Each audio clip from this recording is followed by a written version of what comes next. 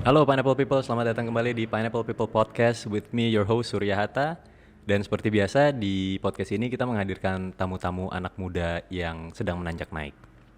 Kalau biasanya di Pineapple People Podcast ini kita kedatangan teman-teman gue. Kali ini kita kedatangan bro gue nih, ya kan? Yang sekarang menjabat sebagai project director dari salah satu perusahaan kontraktor gipsum terbesar di Indonesia.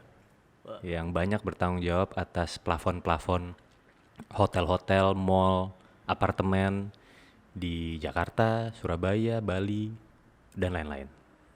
Hendra Fatrianto. Welcome cuy. Thank you cuy. Macet nggak tadi? PSBB nih, tahap 2. Enggak sih, 1 jam doang sampai sini lah. Dari Kelapa Gading ya? Biasanya 1,5 jam, hampir 2 jam. Oke dong. Mudah-mudahan nggak terlalu macet pulangnya. Pastilah, pasti Iyalah. aman lah. Soalnya kan memang abis ini harus langsung ke proyek lagi. Oke.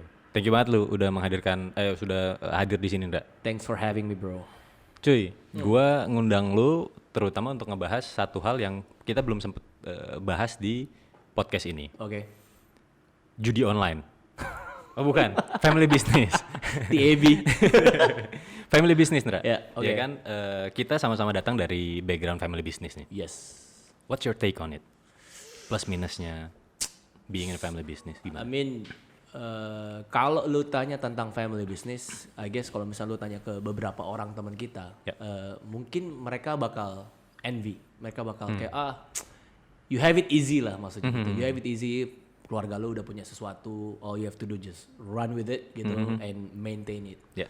Tanpa mereka mengerti bahwa maintaining itu lebih susah daripada build gitu. Karena when you maintain, you have certain standard yang lu harus achieve and you have to do better, especially coming from a family gitu kan. Maksudnya buat gue secara pribadi, you can fail but you will never be able to be good enough. Ngerti gak sih maksudnya gue? Karena emang pernah gitu bonyok lu kayak ngerasa lu udah cukup gitu kan, nggak mungkin gitu. Jadi Karena pressure gitu ya. pressure-nya menurut gua luar biasa sih. Pressure-nya luar biasa dan being in a, I guess any job, tapi being in a family business, you have to lu tuh harus mau sacrifice a lot of things. Such as? Such as in dinner table lu ngomongnya proyek. Lunchtime sama keluarga hari Minggu lu ngomongnya proyek. Yeah. Ya So it's almost work 24/7 gitu. 28/7 kalau ada sebenarnya, karena memang literally lu tidur pun pikiran lu tentang proyek, tentang how do you make things better, how sometimes terutama maksudnya I feel a lot of my workers sebenarnya gitu juga gimana ya, mungkin bukan ke IQ tapi ke EQ. Emotional Quotient. Iya. Karena sometimes today mereka 5 watt, besok mereka 100 watt. Besok mereka redup. Yeah. Karena I guess memang it comes down dari memang living in Indo, gue ngerasanya seperti itu. Beda waktu kita mungkin sekolah di luar, sempat merasakan kerja di luar. Beda aja lah menurut gue. Jadi memang very challenging dari awal buat gue in a family business. In terms of limitation, Ra. Jadi Yep. kalau banyak yang backgroundnya dari family business, seperti yang tadi lu bilang, kayak from the outside looking in, orang-orang mungkin oh ya udah lu udah ada jalannya lah. Dalam artian kayak lu udah pasti lah lu ada kerjaan nih. Tapi di satu sisi itu kan juga sebenarnya melimit lu. Dalam artian lu mungkin ingin menjalankan sesuatu yang berbeda. Yes. Tapi since ada family business yang you also need to take care of, lu nggak bisa gitu. Buat gue pribadi ya, gue ngerasa there is a dramatic change. Dalam arti gini, waktu gue dulu di uni lah apa segala macam, I used to be a dreamer. Kayak gue kan sering-sering sama lu di McDonald atau we can do A, B, C, D tanpa kayak I mean with lack of experience of course. Cuma kita yang kita punya cuma dream doang. Once udah step in, jadi ceritanya adalah waktu gue decide sama Sarah pulang ke Indo gitu buat bantu family business. The deal was gue kasih lu 1 tahun buat gue bisa bekerja apa enggak. Bisa bekerja apa enggak ya, bukannya berarti I mean just treat me like any others. Lu ngerasa gue bisa, karena kan gue di konstruksi kan menurut gue secara pribadi a different breed of people karena lu bener I mean you been there gitu. Jadi kayak wah itu luar biasa sih. Jadi I was given 1 year to see kalau gue bisa bekerja apa tidak di Indonesia di konstruksi.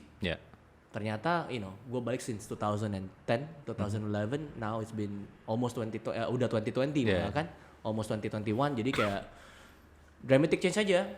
I used to be a dreamer, sekarang gue nggak bisa dream lagi. Bukannya berarti gue nggak bisa dream dalam arti gimana?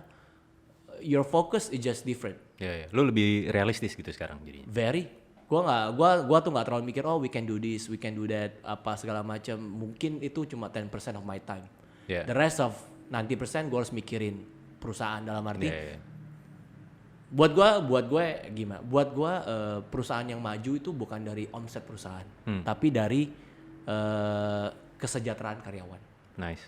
Kalau contoh ya, maksudnya kalau misalnya mungkin 80% atau 80% dari pekerja lu mungkin pakai motor, lu pasti berharap mereka bisa pakai mobil gitu one day.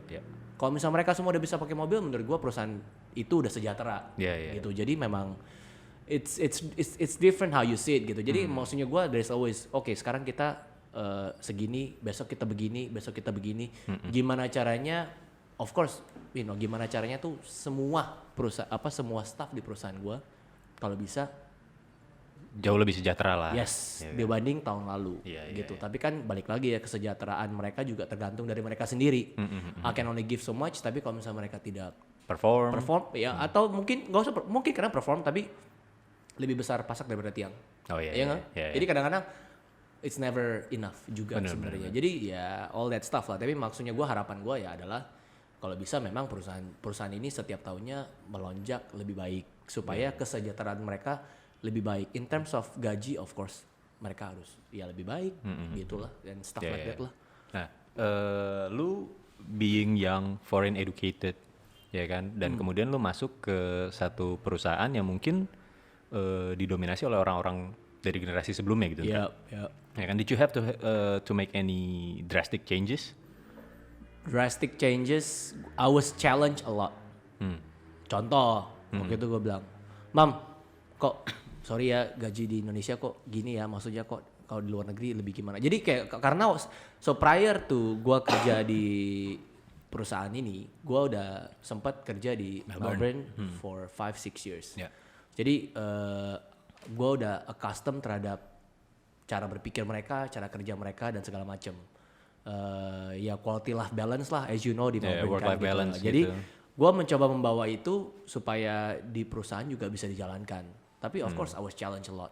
Karena dalam arti ya of course pertanyaan lah, who am I to say gitu at this such a young period. Lu masih brief banget mulai bekerja, lu udah mau sok-sok buat A B C apa segala macam. Gitu. Tapi luckily cukup disupport sih sama my parents lah. Jadi kayak ya I mean gua juga ngerasa I don't think I can be who I am, atau gua bakal belajar banyak kalau misalnya gua juga nggak dikasih leniency buat fall out gitu loh. Tapi kan gua mencoba untuk nggak fall out. Iya. Terus proses belajar lu sendiri gimana tuh? Lu kan nyemplung nih. Lu sebelumnya tidak di dunia konstruksi. Terus lu kemudian masuk ke dunia konstruksi, something yang mungkin sebelumnya juga lu nggak kebayang, lu akan berada di situ. Tapi lu nyemplung di situ, proses belajar lu gimana? Dude, waktu pertama kali gue datang ke Jakarta, gue jalan Jakarta juga nggak tahu, Jack. Jadi literally ya waktu itu gue disuruh nih, kamu ke gedung A, gedung B. Enggak, gue waktu itu lagi project pertama gue adalah Kota Casablanca. Jadi waktu itu gue dari City Walk kalau nggak salah, disuruh bilang, lu dikasih direction buat kesini sampai ke situ gimana caranya. Waktu itu even gue harus bayar taksi. I had to go to meeting tapi gue nggak tahu jalannya. Jadi lu naik taksi. Google Maps waktu itu belum terlalu updated. Jadi gue harus bayar taksi supaya nganterin gue sampai situ, terus gue bayar gue bayar taksinya. Maksudnya I didn't have it easy menurut gue. Tapi jadi at first a lot of information overload. Tapi karena information overload itu sebenarnya secara mental gue dipupuk terus. So secara nggak langsung gue enjoy it gitu loh. Gue ngerasa terchallenge karena I have to do better gitu. Kadang-kadang I'm better at my work tapi I'm not better with people. Sometimes I'm better with certain people, I'm not better with the others kind of people. Jadi kayak kadang-kadang internally gue bagus, dalam arti internally itu gue dengan perusahaan bisa bekerja dengan baik, tapi kadang-kadang proyeknya lagi banyak bermasalah. Ya maksudnya ya all that konstruksi tahu ya as you know lah, very complicated. You have to be very flexible. Melibatkan orang banyak banget. Banyak banget. Melibatkan orangnya luar biasa banget. So jadi you need to put yourself at certain point at certain time. Dan lo harus bisa memposisikan diri dan lo harus bisa klik, oh lu hari ini ngomong sama direktur utamanya PT apalah. Sejam kemudian lu bisa makan mie sama tukang. Gitu loh. Terus the next hour lu bisa ketemu mungkin potensial klien yang mungkin temen lu atau apa yang mau buat proyek atau apa, bertanya-tanya. Jadi banyak hal yang harus gue pelajarin waktu itu, tapi karena banyak banget yang bisa gue pelajarin, I think that's one of the reason I stayed up until now. Jadi continuous learning juga buat lu gitu ya. Betul, karena jadi waktu another story ya. Jadi waktu itu gue ada satu bahasanya project director dari satu developer lah, namanya Roland Suckling, orang Australia. Udah di Indo. Dia bilang gini, jadi kayak power, jadi knowledge is power, power is position, position is money. So you see that first is you need to be knowledgeable. Don't look for money first, you need to be knowledgeable. Dari knowledgeable, semakin banyak knowledge yang lu punya dan lu pegang dan lu really hold gitu loh. Bisa brings you to a certain position lah, which is power, of course. Power means money. Jadi kayak it applies to whether lu family business atau whether lu just normal employee atau apa. Professional. Menurut gua it's very true. The more you know, the more you are given, I guess gitu. Jadi I guess from that point gua baru benar-benar belajar. Okay, this is what I have to know. Caranya gimana? Gimana? Ya lu ngulik-ngulik sendiri juga ujung-ujungnya kan, kayak gitu. Bergaul dengan orang-orang di lapangan. Betul. Learn by mistake. Jadi the more jadi waktu itu ada beberapa pekerjaan yang gua nggak mau ambil karena I was afraid. Tapi akhirnya dipaksa buat ambil. Akhirnya diambil karena susahnya sekali pekerjaannya itu. Akhirnya selesai. Tapi setelah selesai, babak belur. Babak belur dalam arti nggak juga sebenarnya. Babak belur dalam arti yes, it took a lot of my time. Tapi setelah selesai it's like a masterpiece gitu loh. Jadi secara kan namanya interior lo bisa melihat gitu hasilnya gimana. Dan secara itu man, if I didn't do this I wouldn't know. Nice. Jadi kayak stuff like that lah. Jadi kayak lu mencoba kind of push yourself a little bit more every day. Nah dan, ini lanjut dulu. Nggak, maksudnya dan gue juga tahu secara diri pribadi gue tuh orangnya very how do you say, mood oriented. Mood oriented? Yes. Ada orang yang goal oriented, ada orang yang mood oriented. Karena maksudnya gimana tuh mood oriented? Mood oriented jadi kalau misalnya mood gue lagi bagus, I can work really well. Tapi kan jadi kuncinya bukannya gue bisa kerja apa enggak, gue bisa handle mood gue apa enggak. Kan contoh bisa aja kayak misalnya, I'm supposed to go from point A to point B, ya kan, project A ke project B. Bisa aja tengah-tengah gue lagi malas mungkin gitu, gue makan siang lagi, makan siangnya bisa 2 jam, 3 jam, bisa aja sebenarnya dan nggak ada yang akan komplain atau nggak akan nanya lu di mana, lu belum ini apa segala macam, cause I don't have any meeting, it's just gue harus check on site gitu. Jadi kayak kalau Sarah, my wife, goal oriented, kalau halnya berbeda dikit dari harinya dia bakal flip inside out gitu. Tapi kalau misalnya gue lebih ke mood oriented dan jadi bener-bener gue harus mood gue I have to manage my mood well gitu. Gimana I be happy aja, maksudnya tuh buat ngejalanin. I guess sedikit-sedikit lu secara consciousness memaksa lu buat lebih happy dan lebih bisa. Secara nggak langsung lama-lama jadi muscle memory. I guess gitu. I don't know. Good point. Menurut lu? Bisa jadi. Menurut lu kalau gue apa goal oriented? Gue goal oriented karena I'm always in a good mood. Iya, gue nggak pernah ngerasa kayak mood gue lagi jelek, enggak sih. Gue cenderung kayak mood gitu. Lo bukan berarti lo lagi happy apalagi nggak happy. Karena lagi malas apalagi nggak malas. You know, kan itu juga mood gitu. Kayak misalnya, aduh gue just can't be bothered lah atau apalah atau gimana gitu loh. Ya whatever it is that you have going on lah, maksudnya in your life gitu kan. ya namanya human gitu, bisa aja lagi happy atau lagi apa. Up and down lah. Yeah. Up and down. Nah pas dimana pas lo lagi down, lo mencoba untuk kayak oke. Yeah. Karena lo bisa aja oke, disappear for one day, I can totally do that gitu. Just kayak have. And sometimes you need to do that. Recharge gitu. Yeah. Disappear for a while. Lu kayak nyari inspirasi. Bahkan ya kayak Bill Gates gitu enggak? Itu dia setiap tahun dia ngambil 1 minggu gitu dalam setahun. Itu dia completely disappear aja. Cuma 1 minggu ya? 1 minggu. Gue pikir orang kayak dia udah. Itu mungkin di luar liburannya dia dan lain-lain ya. Yeah. Dia ngambil a week off gitu untuk benar-benar disconnect, terus kayak mungkin dia baca atau apa ya untuk nge-recharge dia, untuk dapetin inspirasi baru. Ya itu menarik juga buat gue. Yeah. Ya kan? Which is true. Iya. Terus kalau misal gue nanya lu ya, lu kan juga in a family business gitu. Yeah. Menurut lu tuh lebih ke CEO apa COO? Lebih ke CEO. Because it's totally different things kan. Chief Everything Officer.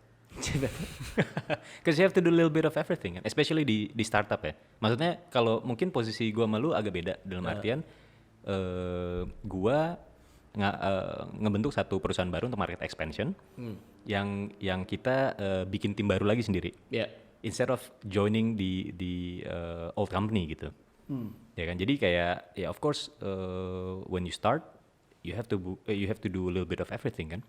Jadi in the meantime gue masih CEO, Chief Everything Officer, marketing iya, manajemen iya, HR iya, kayak gitu. No, but if you ask yourself like, do you really want to be a CEO? Like, do you really want to be an operation guy? It's a different thing. Yeah, not so much on the operation I guess. Oh ya?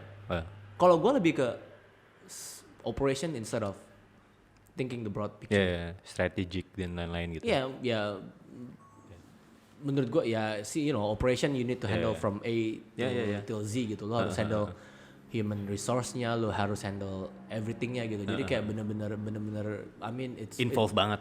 Very very involved. Jadi I guess that's what I do juga gitu di perusahaan. Okay. Kayak know how to make things better. Kayak gimana caranya dengan point A mungkin 2000 something kita contract value-nya rupiahnya segini. Terus tiba-tiba tanpa ada goal, tanpa ada apapun, tiba-tiba we just grow. We just grow karena memang what we do kan kita harus passionate juga sih. Maksudnya kalau misalnya kita passionate, we try to give the best to our service. Secara nggak langsung itu pasti repeat order. Pasti. Nah, secara nggak langsung. Menarik lu mengangkat passion di sini, Indra. Gue mungkin kita mau bahas soal passion dulu nih. Gue mau nanya lu mengenai passion dalam artian gini. Kalau lu bilang passion lu adalah plafon, passion gue gypsum. I would find it hard to believe, man. I would find it hard to believe. Iya kan? Yeah. What's your take on passion? Passion itu harus di satu bidang atau passion itu in how you do things? Menurut gue in how you do things. I don't think passion itu kayak well I guess some people works differently lah. Maksudnya gue kalau misalnya lu you have passion to be an actor gitu loh. Maksudnya you just like to be an actor aja gitu. Maksudnya that's what you like to be, or music gitu. Mungkin itu kan very specific gitu. Tapi kalau misalnya kita unfortunately we can't choose what we wanna be sebenarnya. Tapi ya we can try, but we can choose to be better than I guess our parents, you would say, ya kan? Kayak misal contoh kayak Pak Agus udah melakukan ini for 20 years. Terus I think to myself, do I wanna do the same thing for 20 years? I mean, secara lifestyle it's okay. I mean, it's not glamorous yang kayak gimana banget, tapi it's okay gitu loh. Maksudnya I can live with it gitu. I can call it this is my calling. I would say gitu. Karena like I said, back then gua dreamer, sekarang gua not so much of a dreamer. Sometimes gua nanya telepon Sur, kita buat ini yuk atau apalah. Karena kita kayak gitu doang. Sometimes ada just slight idea yang tiba-tiba pop up di kepala, Sur kita gini-gini yuk atau apapun itulah maksudnya gue. Or kadang-kadang kita lagi mungkin kayak not jealous lah, but we wanna be like somebody else gitu. Kayak kayaknya punya F&B oke juga nih maksudnya gitu loh. Because I talk about that like to make it comic. Kan kopi kalian udah ada nih si Iman ini, kita buat aja gua lo Kenny atau apa gitu maksudnya, just to kayaknya balik lagi ya, tapi the concept of rumput tetangga lebih hijau gitu kayak it's really itu cuma and then you know once you back to your car being alone and then think about work all that ideas kind of disappear aja. Not disappear dalam arti gimana? You just put aside. Karena gue tahu kalau misalnya kalau misalnya gue terlalu branch out A, B, nggak C, fokus D, gitu jadinya. nggak akan fokus akhirnya semuanya. Gue sih believe ya kalau misalnya if you do things part timely, you're gonna get part time money. Menurut gue ya. Jadi kalau misalnya you have to go all in. Unless you're okay with ini bisnis utama gue udah ada. I just wanna branch out a little more. Dan gue nggak tahu dan gue juga secara pribadi nggak gitu setuju dengan kongsi. Kongsian. Menurut gue secara pribadi. Karena I think one out of 10 lah that only works gitu. The rest they just gonna fall out. Karena even though banyak yang orang bilang gue cuma silent partner apa segala macam. Then it's still part time money maksudnya gue. Gitu. Lu ada lu nggak fully invested di situ gitu dalam artian gitu. Fully time nggak fully invested. You just wanting something to dan I guess it's just how I brought up aja gitu. Dalam arti kalau misalnya sekarang orang suruh gue main saham, gue nggak akan mau. Kayak contoh nih, gue lebih berani ngambil project senilai 200M dibanding gue buka restoran 2M. Ngerti kan? Karena I know my way around things. I know my jungle di konstruksi. Tapi kalau lu suruh gue buka restoran 2M, even 500 juta lah. Mikir-mikir gitu, mikir-mikirnya bisa, ntar gue rugi 500 juta apa segala macam. Which is kalau misalnya dipikirin, ya anggaplah kita ngomong contractually it's 200M gitu. A lot of things can go wrong gitu maksudnya gue. Dan ruginya bisa lebih gede lagi. Tapi karena lu udah tahu gitu. Kita udah tahu jungle-nya di situ. Kita tahu where to go, where not to go, what to do, who's supposed to go there and stuff like that gitu. I guess I don't know if you want it. I don't know kalau misalnya lu bakal call it a minus or apa. Gua nggak tahu sih. Cuma karena orang jadi kalau misalnya atau karena mungkin gua di konstruksi. Karena konstruksi kan jujur aja memakan banyak energi banget. You know, at home gue very forgetful.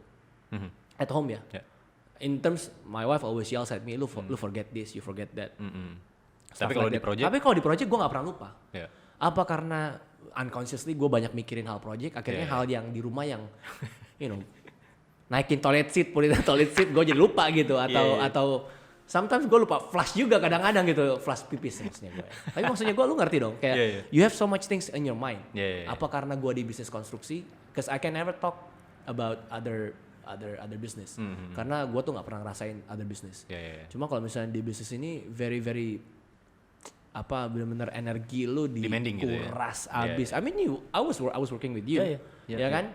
Jam berapa gue harus telepon lu segala macam. And sometimes there was a time dimana kita sebagai teman juga harus kind of fight professionally gitu maksudnya gue.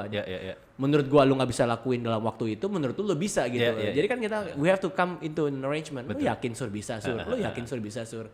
Karena belum lagi dengan konstruksi kan kita juga ada subkon, subnya kita mungkin lagi bermasalah. Keterkaitannya sama pihak-pihak lain tuh banyak banget. Banyak banget. Jadi kayak you trying to be tukang jahit yang memang skala gede tapi ya problematik. Tapi di satu sisi lu juga tidak membatasi pekerjaan lu sebatas ngerjain plafon gipsum. Lu branch out juga masangin HPL juga, ya kan? Dan lu juga sempat nyebutin waktu ngerjain proyek Kempinski Nusa Dua, lu ngerjain kacanya segala, aluminium, ya kan?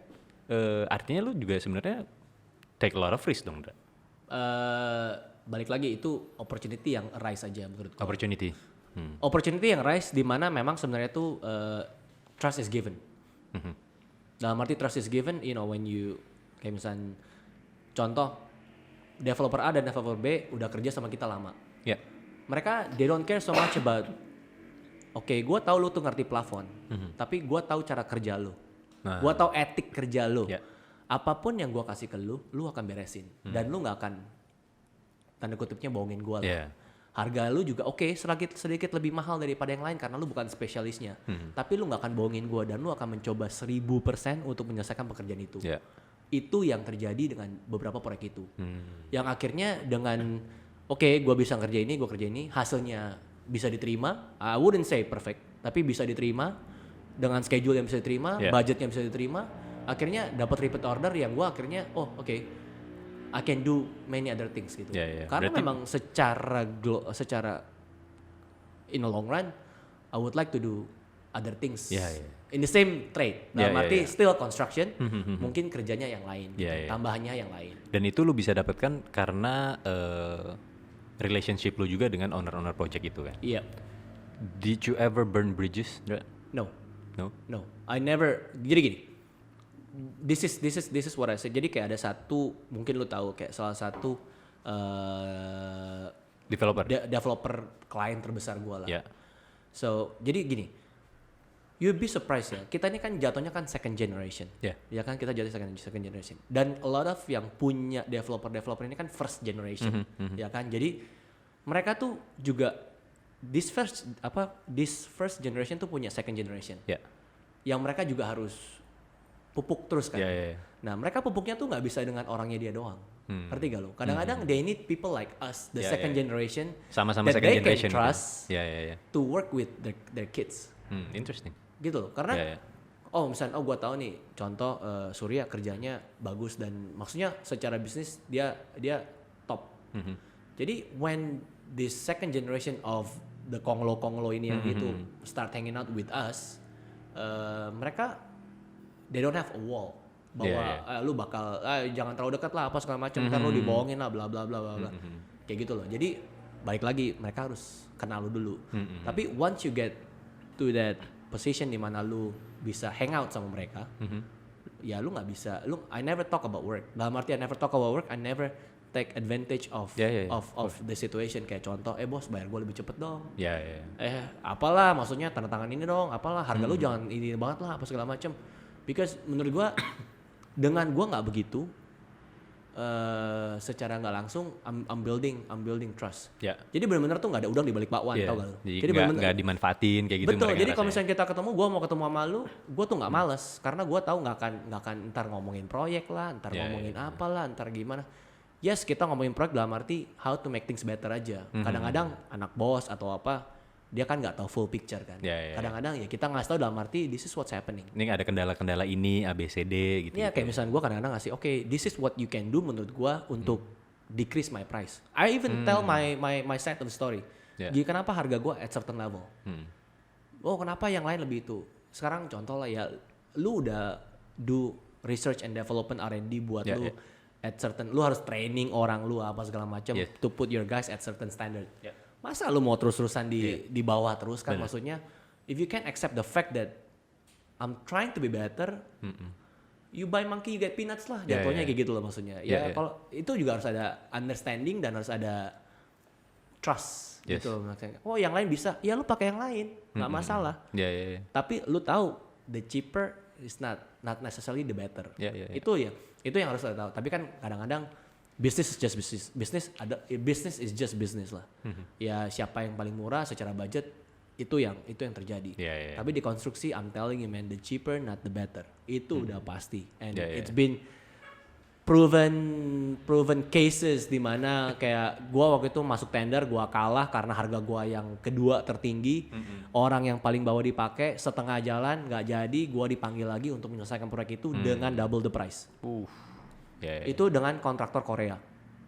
Jadi kayak I mean because maksudnya mereka dari luar, mereka pikir budgetnya segini, head office-nya ngeliat segini apa segala macam, tapi kan cultural issue-nya itu loh. They don't know, gua pikir orang Korea gua bisa jack up the price apa segala macam. That's what happens. Dikerjain lah gitu ya. Dikerjain sih enggak, cuma ya mereka choose poorly aja menurut gua. Maksudnya ya cuma semua dilihat dari harga. Which is not necessarily right. Nggak selalu, bener banget. Iya, bener-bener. Ndra, kalau lu nggak berada dalam bisnis lu yang sekarang ini, what would you do? I don't know man, literally I don't know. If you ask me that question, what would you do? I would be a writer. Gua akan jadi chef mungkin. Walaupun gue nggak bisa banget masak, tapi kayaknya kalau gue tekunin even though doing those things you don't make money, you will do that still? I have to make money for those things. I'm just saying, Kalau nggak make money ngapain? I mean enough money, I wouldn't say same money. No, gue tetap pasang goal dong. Jadi kayak misalkan gue masak gitu ya. Gue suka masak sih, kadang-kadang di rumah gue bikin apa gitu. Gue suka dimasakin sih. Nah iya makanya, kalau gue suka masak. Nah cuman kalaupun gue harus mengerjakan itu, I would do it and I know I will do it well. Yeah. Supaya gue bisa make a living out of it, make a nice living out of it.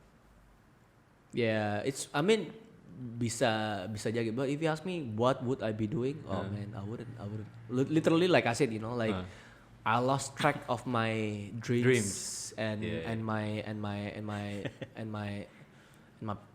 passion, I guess. Karena at the end of the day you just have to. Tapi passion lu sebenarnya yang gue lihat dan ini goes jauh banget dari zaman kita kuliah deh. Oke. Yang gue lihat adalah lu orang yang sangat determined sih, Indra. Oke. I didn't know that. My wife would think differently. Kayak lu punya determinasi tinggi untuk achieve apa yang lu mau, ya kan? Dan itu it shows gitu. Jadi kayak whatever it is that you do, mau itu konstruksi, mau itu apapun yang kalau lu nggak ngerjain konstruksi pun, you would put 110% into it gitu. But it's I hope that's true. Seriously, I hope that's true because sometimes kan lu kan nggak bisa I know I can do my job. I know I can do it well. Itu loh maksudnya gue. Cuma kan terkadang you only one person. Sedangkan kalau konstruksi you need 10,000 other people to work well for you. Bukan cuma the way of doing things, but the way of thinking. Ngerti gak sih lo? Kayak misalnya orang kadang ya balik lagi nih maksudnya kayak sering banget lah maksudnya kayak I guess it's the same everywhere. When you try to put a mindset of some things tapi it didn't work well because culturally mungkin atau secara pikiran nggak acceptable gitu. Kayak I mean like the first generation juga pasti mikir lu nggak mungkin bisa lah apa segala macam. Sometimes we just have to say yes, nggak bisa, tapi kan kita harus kind of meet up in the middle. Kalau misalnya lu kan do things differently with your bokap lu kan, maksudnya jadi memang sedikit lebih independen lah. Kalau misalnya gue kan hand on hand. Di proyek gue ketemu siapa, di kantor gue ketemu siapa. Jadi I'm right in the middle. So even sometimes to make decision yang di kantor ngomong sama gue, suruh gue ngomong sama yang di proyek. Jadi kayak all these things is very is very difficult aja sih sebenarnya. Oke. Tapi it's interesting to be I don't think I would. I mean regardless construction it is it's what it is maksudnya. Now doing it 10 years menurut gue bisa bawa skill gue kemana aja. Maksud gue gini loh. This is why I don't mind doing it. Maksudnya secara skill set pribadi gue. Gue ngerasa setiap harinya atau setiap tahunnya progress. Nambah. Progress in a good way. So karena gini, kenapa? You have to treat the money is like your own. Padahal it's not your own, but you have to. It's not your own. I can never. Gue mau beli nggak bisa. Iyalah. Karena, but you have to treat the money as your own. Menurut gue it's a very very good trait that you must have. Lu mau ditaruh di perusahaan manapun juga, if you treat the company's money like it's your own, that you care about the money spending in and spending out, lu tuh akan dipakai di mana aja sih menurut gua. Bener. Dan gua I do have in the back of my mind gitu, ntar kalau misalnya gua udah selesai, maksudnya kalau misalnya gua udah I'm fed up gitu, udah capek, mungkin I want to retire atau apa di Australia atau apa, I can still use the same skill. Maksudnya it's the people skill gitu loh. Maksudnya. Dan itu bisa lu bawa dan lu pakai di mana aja. Benar, jadi kayak I may not have the product expertise on the new company atau apapun itu. But I've been put in that position di mana gua dicemplungin di airnya, di laut nih maksudnya, and you just have to swim across. Dan lo harus bisa, nggak bisa cerita nggak bisa apa segala macam. Bener. Nggak bisa, cuma ya I guess kunci utamanya menurut gue ya lo harus mau. Harus mau dalam arti put aside all my dreams yang gue pernah punya, Yeah. ya kan, and just and this kind of focus in like what I do now. Yeah. Ya Penting. resultnya nggak usah dipikirin sih. Gue sih nggak pernah, gue tuh jujurnya nggak pernah terlalu mikirin result endingnya. Tapi gue mikirin progress weekly-nya, apa yang harus gue lakukan. Ini udah belum, itu udah belum, ini udah belum, gitu sih. Oke.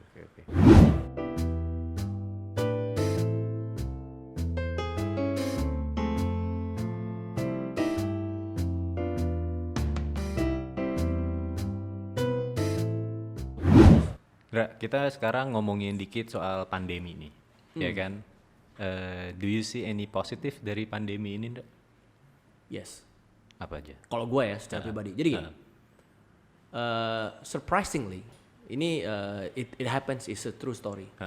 Pandemi terjadi mulainya kalau nggak salah di bulan Februari Maret lah. Ya. Februari udah terjadi maksudnya di luar negeri. Cuma di Indonesia tuh baru mulai ke hitnya Maret setahu gue, ya kan? Everything is just like went on chaos gitu kan, kayak what should I do? Sedangkan kontrak kita kan under developer. Kalau developer nggak stop, bilang nggak stop, kita nggak bisa stop. You know, di bulan April Mei sebelum puasa, sebelum Lebaran, Lebaran Juni kalau Lebaran tuh Mei. Mei ya, pokoknya antara itu deh, 2 bulan sebelum Lebaran, I did a lot of reconstruction of the business. Oke. Ngurangin tukang, apa segala macam. Karena kan ya balik lagi ya, kita konstruksi butuh banget nih yang namanya tukang. Tapi yang kita butuhkan adalah tukang yang berkualitas. Yeah. Yang terjadi di Indonesia adalah tukang itu nggak berkualitas, jujurnya aja. Ya 5 out of 10 itu berkualitas. 5-nya semi lah jatuhnya. Di semi tukang tuh what actually penting, it's imperatif buat kemajuan kita 2, 5, 10 tahun ke depan. Tapi it's what skilling us now in terms of cost. Yeah. So what I did was, gua get rid of that semi tukang. So I get rid maybe about 60% of my tukang. Tanpa gua harus dimarahin sama owner atau pemberi tugas. Lo kok nggak ada tukang?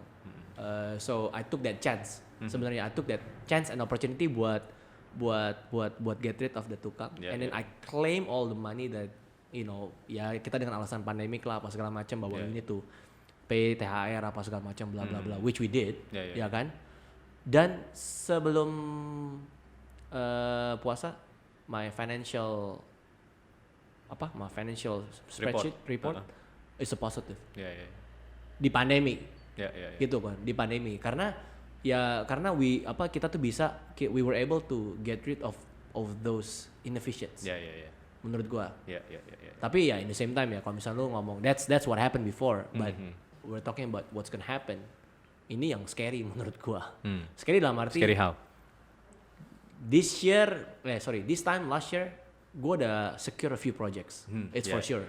Something to be excited about. Ya kan? Sekarang nggak bisa. Sama lah. Mau ngambil project, ada beberapa offer, tapi lo harus turunin harga. Balik lagi nih, turunin harga itu banding harga itu menurut gua it's what killing us. It's what killing in the industry. It's what killing the industry. Kalau misalnya lu nggak bisa bertahan, yang penting muter deh. It's what killing the industry. Yang semestinya harga kita semakin tahun semakin naik untuk kesejahteraan, material udah pasti harganya naik apa segala macam. Ini malah setiap tahun turun, which is nonsense. It's what killing the industry. Jadi gua I don't wanna be a part of the cycle. Vicious cycle. Jadi gua bilang I maintain my price. Kalau lu decide nggak mau apa segala macam, it's okay. So we don't have projects. Dalam artian lu juga memfilter project-project yang very. Dari awal memang gua sophisticated. Dari awal. Jadi the whole family is very sophisticated. Jadi kita pilih banget siapa yang kita kerja. The only reason kita nggak bisa naik 2 kali 3 kali lipat dari contractual value kita hanya karena kita milih klien. Sebenarnya kalau kita nggak milih klien, kita ini kita kerjain. Kita bisa double, triple the contractual value every year. Cuma it's gonna be a very big problem gitu. Once we start to claim the money and everything, kita in a very bad financial position. Interesting. Which is dari awal memang kita Avoid itu secara strategi kita memang sophisticated. Okay, I only work with you, but I'm gonna do it very very well. I'm gonna work with you, I'm gonna do it very very well. Okay, that's it. I don't work with any others. I don't try to be.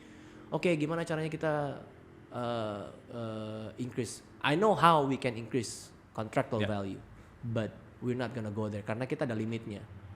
Limit dalam arti limit our own resources karena kita juga menghindari pinjaman terlalu banyak ke bank. It's a problem kalau misalnya dulu 2 tahun lalu atau setahun lalu kita terlalu banyak pinjam ke bank, now I'm like screwed. Which is not a very good thing. Apalagi di family business. Ya kan, like never treat bank's money as your own. Never. Some people think that ntar gue bisa bayar lah, ntar gue dapat ini apa segala macam. It's just being indisciplined aja. Nah tapi di pandemi ini juga muncul banyak bisnis baru nih, bisnis rumahan termasuk Sarah juga. Oh ya, jualan hot stove kitchen, pisang molen, ya kan. Dan itu menurut gue sesuatu yang refreshing ya. Dalam artian mungkin ya memang dengan terlepas dari segala downside-nya dari pandemi ini, mungkin dalam kurun waktu 5 tahun ke depan, setidaknya gue lihat mungkin adalah 2 brand yang akan jadi gede karena lahir dari pandemi ini. Which is? I don't know. Tapi kan banyak bisnis baru banget kan yang muncul gara-gara ini kan. Jadi mungkin in the next 5 years kita akan lihat brand, I don't know, F&B kayak apa. Bener banget sih yang tadi lo bilang. Kayaknya 8 out of 10, maybe 9 out of 10 teman gua yang tadinya nggak kepikiran buat baking atau buat apa, akhirnya sekarang pada buat begituan. It's a house production, something they like doing, I guess. Hidden passionnya mereka juga mungkin ya udahlah cobain aja lah dibanding nggak ngapa-ngapain atau apalah. Jadi kayak mencari kesibukan sendiri yang ya secara mentally it helps to be positive, I guess. Ya guys, karena ya itu kalau misal lu suruh gua tanya lu what can you do at home, I just sleep. I don't do much. And play with your dogs. Yes. Nah, ngomong-ngomong soal anjing lu Indra. Ya kan, lu kan you're a very dog person. Dalam artian lu orangnya anjing banget. Babi banget. Iya, tapi and you just lost one of your dogs juga, salah satu anjing kesayangan lu. Tell us about it, Mbak. Jadi my wife and I sekarang punya di dalam rumah kita ada 5 anjing. Previously 5. Di luar rumah kita ada 2 anjing. 2 anjing itu dalam arti anjing rescue lah. And then like you said, one of our beloved dog just passed away 3 weeks ago dari cancer. How tough was it for you? It was very hard to be honest. Jadi dia tuh udah fought cancer 11 months. Fought cancer 11 months, 5 chemo, 2 operations. If you think about financially, maybe one Avanza. Yeah. So I mean, but other than financially, maksudnya kita as a family juga berubah. Berubah dalam arti we kinda stick together gitu loh. Jadi kita benar-benar bagi tugas buat siapa yang jaga Moka nih, siapa yang jaga Moka, siapa yang bawa Moka ke dokter nih. Oh hari ini gua nggak bisa, besok siapa? Karena Moka maybe udah 30-40 kateter yang dia udah lakuin. So Moka itu bisa dibilang VIP. VIP di kliniknya dia. Jadi memang very tough. On the last 2 days before dia pass away, kita udah Sarah yang lebih tahu karena Monday mestinya ganti kateter, dia pergi ke dokter, temperature spike up, di dokter seharian pasang infus, pulang ke rumah kelihatan capek banget. Selasanya dia balik lagi buat di infus seharian lagi, di situ dia udah kelihatan banget capeknya. Pulang ke rumah, panggil saudara-saudaranya yang lain. Aja ya udah, terus jam 1.50 tengah malam ya. We kinda knew. I mean the last 3 months literally gue udah kayak apa? Ada feeling gitu. Enggak, bukan. Jadi gini, Moka kalau kan dia pakai kateter. Kalau pakai kateter itu kan you have to stuff things to your penis kan. Jadi kayak kita waktu dia kateter copot, one of the reason dia nggak bisa pipis itu karena bladdernya terlalu penuh. Jadi setiap 2 jam like 9, kalau misalnya gue tidur jam 9 nih, gue pasang alarm tuh jam 9, 11, 1, 3, 5. So Lu bangun tuh tiap kali gue itu? bangun buat bawa mocha Iya, tipis di luar. Iya. Gue sendiri yang bangun, kadang-kadang Sarah temenin, tapi kan karena harus di carry. Iya, Karena berat kan. ya harus Golden di- Retriever nih gede. Yoi, 30 Iya, kiloan. 30 kilo. Jadi memang ya itu the last 2 months, 3 months. Iya. I didn't go to site to Surabaya and Bali karena memang once pandemi. Ya. Kedua juga ya I chose to be with Mocha lah Ya, dibanding keluar. Udah kayak keluarga banget sih ya. Banget. Jadi kayak it's a blessing gitu last menurut gue secara pribadi Ya. it brings us closer Ya, as a ya. family Nice. gitu. Dan I would like sekarang kan gue memang belum punya anak, but I know Ya. that my wife would be a good mother. Gitu. Ya. And I guess my wife would think that I'm a good father. I could be a good father. Ya. I guess gitu. Ya. Jadi kayak all that stuff lah maksud gue. Jadi we try to sacrifice everything else to be with Mocha. Okay. Gitu. And I'm very sorry for your loss juga. Thanks, Ndra. bro. Gitu. Nah, ada satu hal juga yang menarik, masih soal anjing. So, Tahun baru, keanjingan lo. soal keanjingan lu nih. Tahun baru tuh kan hujan deras tuh, Kelapa Gading banjir. Ya. Ya kan? Dan lu tengah malam, waktu itu mati lampu juga Indra ya?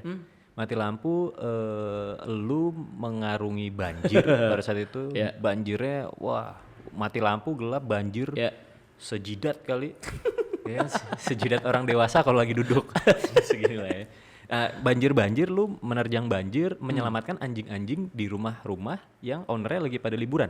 Yes. Dan itu sampai lu masuk berita ya, Detikcom. Jatuhnya sih jadi waktu itu banjir pertama ya kayak gitu, banjir pertama karena ada laporan katanya rumah. Jadi dimulai dari komplek ada rumah yang nggak liburan sih, maksudnya lagi di luar aja. Oh, lagi nggak di rumah aja? Lagi nggak di rumah aja, terus banjirnya gede. Waktu itu memang kebetulan pas tahun baru banget tuh.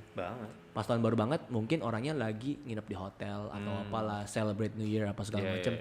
No one would know tanggal 1 Januari bakal parah banget. Yeah. So started to go around and check beberapa rumah yang kita tahu ada anjing di dalam komplek, Di komplek gua. lu. Terus kita cek, oke aman. Oh yang ini nggak aman, kita Rescue. kita tuh rescue. Jadi Gila lu. ya. yang terjadi waktu itu yang pas banjir kedua yaitu banjir kedua, tahu di Instagram ada orang nggak di Kelapa Gading apa segala macam bla bla bla. Ini anjing ditinggalin sama ownernya. Gila, ownernya kemana sih? Setahu gua, jadi kita laporan Anjingnya sendirian di rumah gitu? berdua di depan. Jadi di ujungnya itu dikasih bangku, elevated bangku Iya, gitu. Jadi kalau misalnya mereka mau naik ya mereka naik sendiri. Tapi diikat nggak? Nggak diikat, jadi nggak mereka udah literally ya kebanjiran Di halaman aja, Iya, kebanjiran. kebanjiran banget aja. Gila. Pas kita memang lapor ke RT RW kan supaya kan kita mau ngambil anjing gitu. Nyelamatin itu Takutnya kan anjingnya. takutnya dikira ngapain. Ya. Laporan dulu memang udah dikasih tahu, terus ownernya memang bilang ya nggak apa-apa, udah biasa kayak gitu. Which is unacceptable for us. Ya. Jadi kita masuk ya kita ambil leave note gitu, leave note bahwa kalau ini anjingnya kita ambil kebanjiran, nomor teleponnya ini. Ya. The next day kita panggil, kita kontak ke RT RW-nya lagi, RT RW-nya bantu koneksiin, bantu connect ke yang Ownernya? punya. Akhirnya kita chatting sama yang punya, yang punya bilang ya lu yang ngambil, lu yang balikin. Oke, nggak masalah kita balikin, tapi are you going to take care of them? Ya pretty much enggak, maksudnya nggak apa-apa.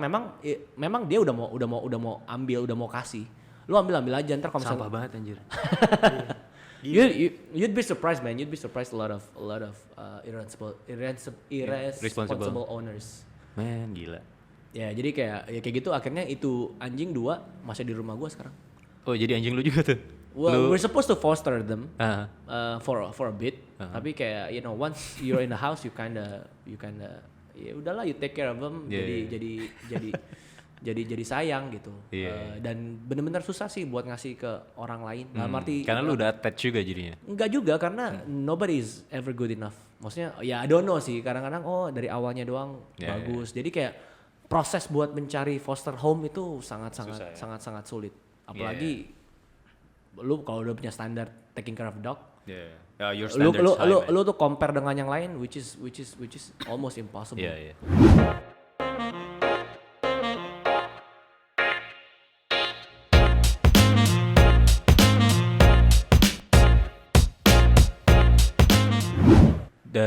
Lu juga dari lama udah bikin Care for Kids.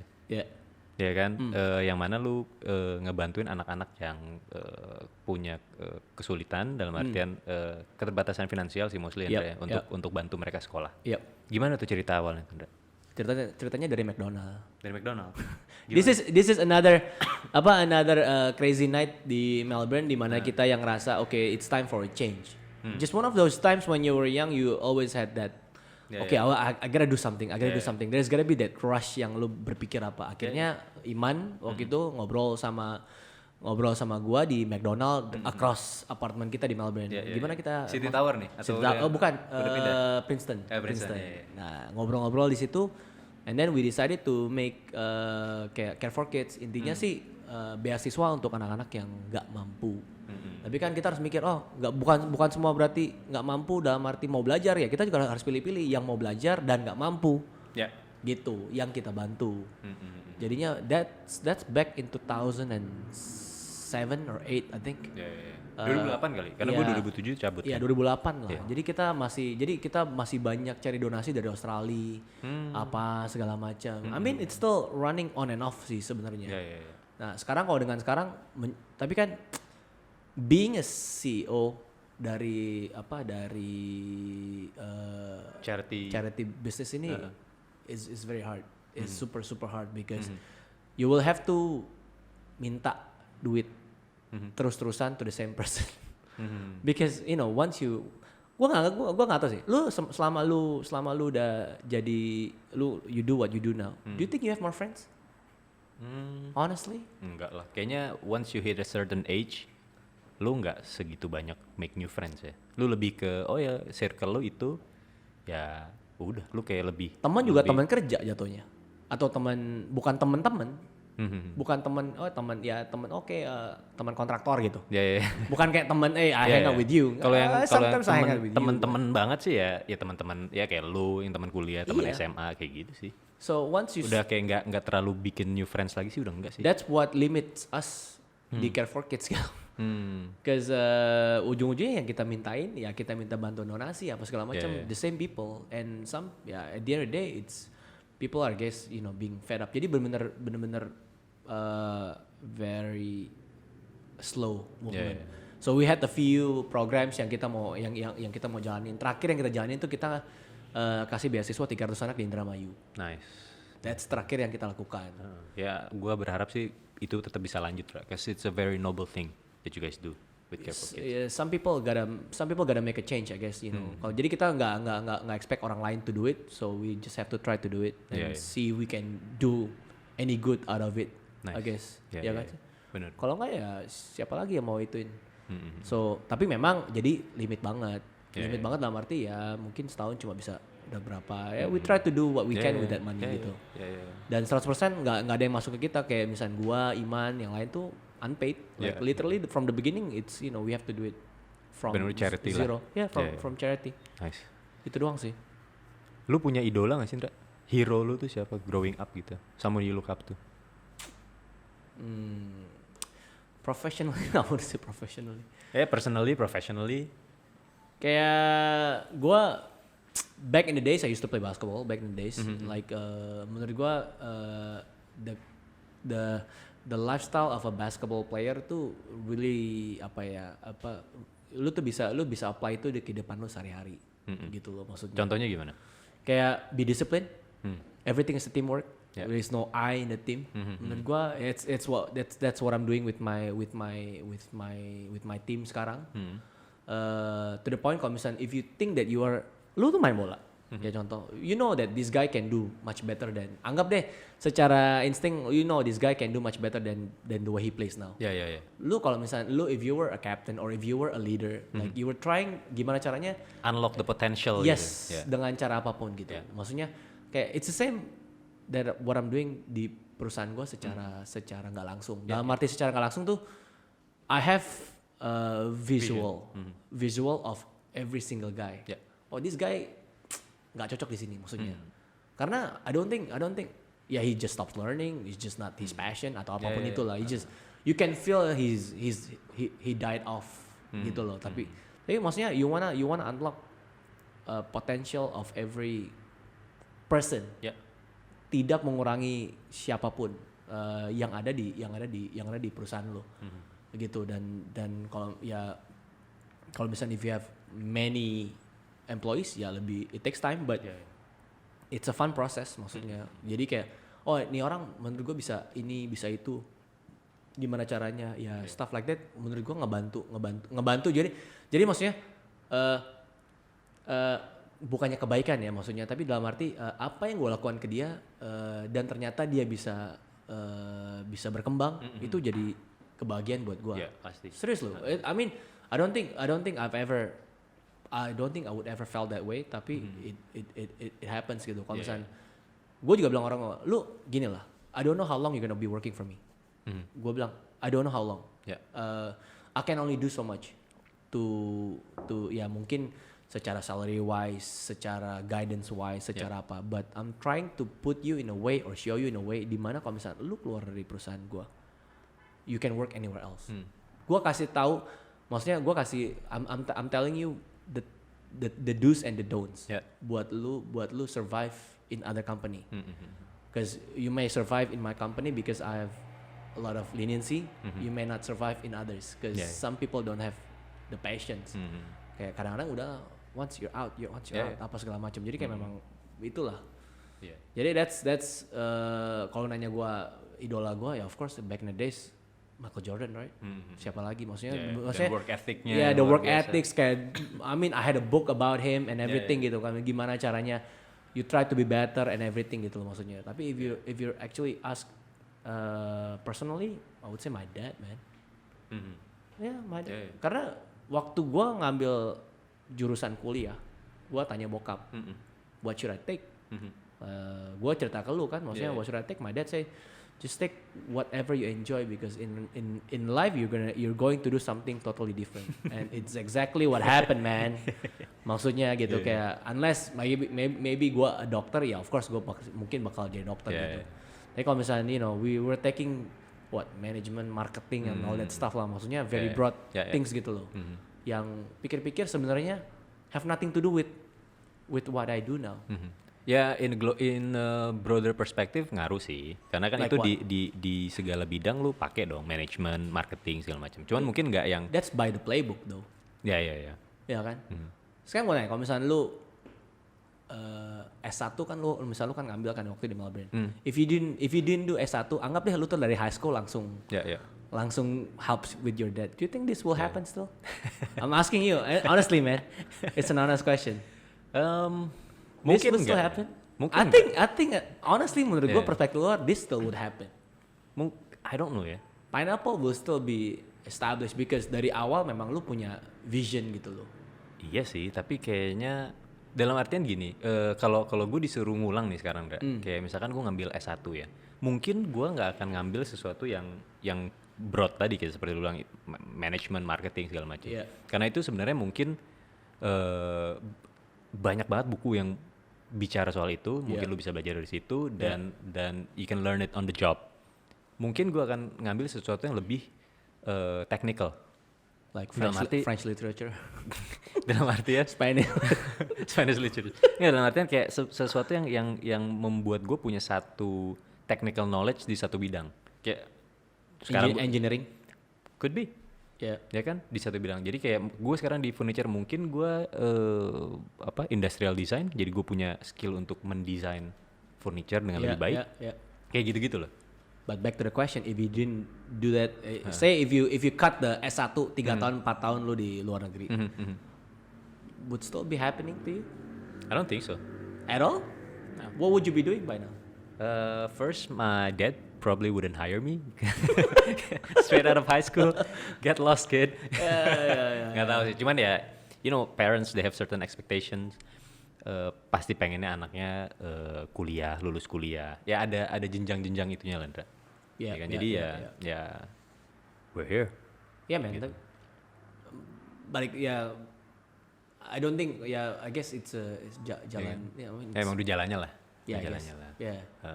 Ndra, lu lebih percaya mengasah kelebihan atau memperbaiki kekurangan? Mengasah kelebihan atau memperbaiki kekurangan? Memperbaiki kekurangan. Kenapa? Because Honestly, that's what I am doing in the firm. Bukan mengasah. Jadi gini, of course, by lu memperbaiki kekurangan, lu juga mengasahin kelebihan secara nggak langsung sebenarnya. Tapi I'm trying to put me, myself, and the people that we work with on the same standard. Yeah. Gitu loh. Maksudnya dalam arti, you don't need to be very good at one thing, but you kinda kayak kurang di 10 other things gitu loh. You just have to be just good enough. Sebenarnya that's a very basic skill. Kalau misalkan kekurangannya, tapi kan bukan berarti dengan gue mengasah kekurangan, bukan berarti gue selalu fokus on kekurangan gue. Enggak. Because one of the thing that I realize juga, maksudnya you have to be you have to be honest to yourself. Kekurangan lu sebenarnya apa sih? In life lo, nggak cuma di perusahaan lo. Contoh, maybe you have impulsive buying, mungkin. Jadi what you do is once lu punya gaji, lu kasih istri lu, karena if you have the money, lu bakal spend on unnecessary things. Gitu. Jadi lu harus tahu kekurangan diri lu apa sebenarnya. Dan lu harus honest, lu nggak ada such thing as my defense mechanism and all that bullcrap lah. Nggak ada. Maksudnya you have to kan kadang-kadang I know you do this too. Jadi kayak waktu kita mau make decision, kita cari pros-nya apa, cons-nya apa. Dan waktu kita nyari cons-nya kan kita benar-benar cari weaknesses-nya apa. Ya kan? Ya itu bukan berarti kita harus ini apa. Tapi maksudnya gue, the things that you don't do they have bigger impacts than the things that you do. Bener loh. Gua apapun itulah, maksudnya kalau misalnya think about it, kalau misalnya the things that you do the things that you don't do have much bigger impacts than the things that you do. Like how? Think about it. Kayak misalnya, we wouldn't know anyway kan? No, you know but you just don't do. It's not that you don't know, it's just gue lupa. Simple ya, kayak gitu loh. Simple, lupa apa segala macam. Itu yang kayak misalnya kita ngomong hal simple, contoh di konstruksi deh. Di setiap konstruksi kita ada shop drawing, ya kan? Shop drawing kita udah buat, udah rapi apa segala macam. You forgot one thing. You don't do one thing, which is mungkin taruh pineapple logo di bawah. Then you have to reprint the whole thing, and it cost you money. Maksudnya apapun the things that you don't do tuh pasti ada consequences-nya. Dan mostly consequences-nya adalah money. Because money it's a bigger impact. Di luar itu professionalism lu jadi dipertanyakan juga. Because the things that you don't do, pak saya lupa datang pagi. Ini nggak dibawa. Yes, kayak gitu. Kita mau presentasi, lupa. Kita udah prepare, semuanya kita udah prepare, laptopnya lupa dibawa. Maksudnya, that's the thing that you don't do gitu. USB-nya ketinggalan. Maksudnya jadi kayak, maksudnya gue ya jadi gue always tell my guys, try to think about apa sih kira-kira the things that we don't do well. We don't do well ya, bukan we don't do aja nih maksudnya. And how to improve on gitu. Kalau misalnya kita we know how to do A, it's in your muscle memory that you know how to do A. Tapi kalau misalnya kita selalu lupa target ini, kita selalu lupa mungkin report ini, selalu tugas itu. Kenapa gitu loh maksudnya. Hal ini kalau misalnya kita lakukan, itu bisa mungkin improve us on another things. Improve budgeting kita lah, improve apapun itulah, maksudnya itu the things that we forgot to do. Itu very itu benar-benar deh have significant impacts on anything. Yes, in work, in work juga, dan juga in life. Coba lu sampai rumah, ya baik lagi lah tadi lu kencing lu lupa flush gitu. Things that you don't do. It's a bigger impact man. Maksudnya gue. Oke, Dra, mungkin last question. A message to your old Hendra yang berumur 13 tahun. I don't think I would have any message, man. Honestly, because my 13 years old, I was dumb. I was dumb. Like, would you tell him to, lu belajar atau lu apa lebih sering? I don't think I would change anything. I don't think I would change anything in any course of my life. Kayak I don't think I would, to the point that whoever I dated gitu loh. Maksudnya I don't think because setiap fase pembelajaran itu ada pembelajarannya. I don't wish better honestly. I don't wish better. I don't have the perfect life, enggak. Tapi misal I don't wish better dan gua enggak. I don't think I would change anything. Would you change anything? Honestly? Kalau gua ketemu Surya 13 tahun mungkin gue cuma akan bilang kayak take more chances. Like? In anything. Dalam artian kayak lu mau try out for olahraga ini apa gitu. Sesimpel itu kayak cobain aja. You like this girl, go ahead cobain aja. Deketin. You know, you wanna do whatever. Ya bukan whatever juga ya. Yes, masih oke lah. Cuman kayak go ahead gitu. Gitu. I would say take more chances. You take more chances. Yeah. Yeah.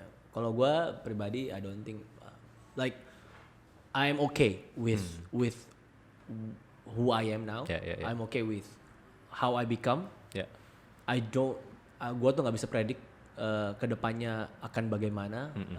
I don't know if you ask me 20 years from now, you know, I'll be 50 and then you ask me kayak what would you say you're 30? Yeah. But I guess sekarang waktunya lu benar-benar setting up for life menurut gue ya. Yeah. Because your life is what's become when you're 50. Ya gak sih? Interesting. At 50 you know, okay, I've done this is my last position, this is my career, that's it.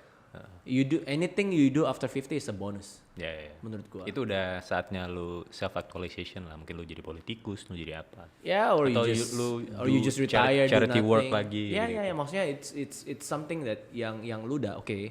Yeah. I've had enough of stress atau apapun itulah maksudnya. Tapi kayak misalnya if you ask me my back 13 years old, I wouldn't change anything. But if you ask me 20 years from now, then you ask me again. Okay. Because I wouldn't know. Know. Maybe I will become a better person. Tapi ada mungkin gua kerja sama orang. I wouldn't know. Lu akan punya perspektif yang berbeda lagi. Nah kalau lu sekarang belum punya anak, tapi pada saat lu nanti punya anak dan dia berumur 13 tahun, pesan apa yang lu akan sampaikan ke dia? Cewek cowok? Nggak tahu. It would be a different answer.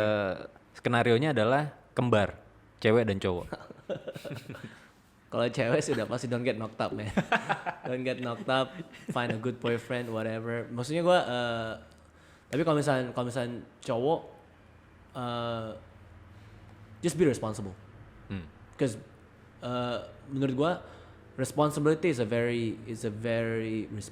very important thing yang kita bisa honor sebagai cowok gitu maksudnya. Sebagai cowok ya sebagai manusia lah maksudnya. Nggak harus just whatever you do whatever you wanna do maksudnya, tapi just be responsible. Don't run from consequences. Yes.